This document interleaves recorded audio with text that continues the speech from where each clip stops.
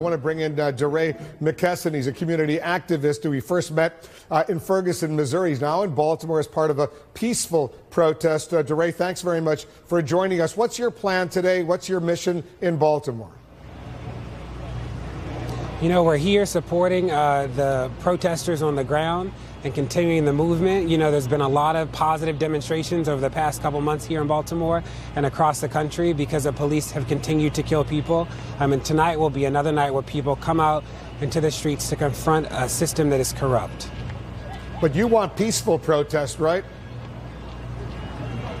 Yes, for sure. Yep. And remember, the people that have been violent since August have been the police. We think about the 300 people that have been killed this year alone, like that is violence. There's been property damage here that's been really unfortunate over the past couple for a day or so here. But remember, there have been many days of peaceful protest here in Baltimore City and in places all around the country. But at least 15 police officers have been hurt, 200 arrests, 144 vehicle fires. These are statistics. Local police have put out 15 structure fires. There's no excuse for that kind of violence, right? Yeah, and there's no excuse for the 7 people that the Baltimore City Police Department has killed in the past year either, right? We're not making comparisons. Obviously, we don't want anybody hurt, but I just want to hear you say that there should be peaceful protests, not violent protests, in the tradition of Dr. Martin Luther King.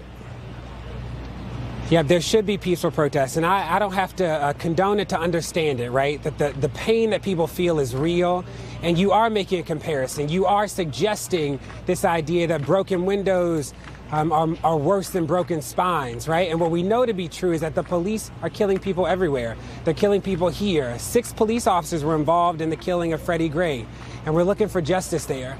And that's real, right? That, like, the violence that the police have been inflicting on communities of color has been sustained and deep. But you agree, I assume, with President Obama, who just said a few moments ago, there's no excuse for the violence that erupted yesterday. There's no excuse for the stealing, no excuse for the arson. You agree with the president? What I agree with is that I advocate people to peacefully protest. I also know that pain manifests in different ways, and I don't have to condone it to understand it. People are grieving and people are mourning.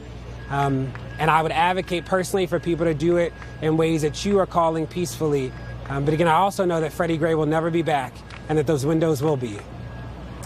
And the president also said, President Obama, he said the violence, he said, distracted from the peaceful protests and distracted from the mourning that the family of Freddie Gray was seeking yesterday. Your reaction to that?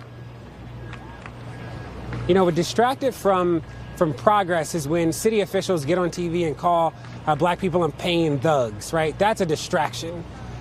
So, you know, I think that the unrest, the uprising, whatever you call it, is again a cry for justice here and a cry for justice across the country because the police continue to terrorize people. And again, the terrorizing is actually deadly. Broken windows are not broken spines. People are in pain. So I think that the president, I hope that he understands the conditions that created the unrest and that continue the unrest, not only here in Baltimore, but across the country, because Freddie Gray will never see another day, and neither will Tamir or Ayanna or Mike Brown. Deray McKesson is a community organizer. He's in Baltimore right now, was in Ferguson. Deray, thanks very much for joining us.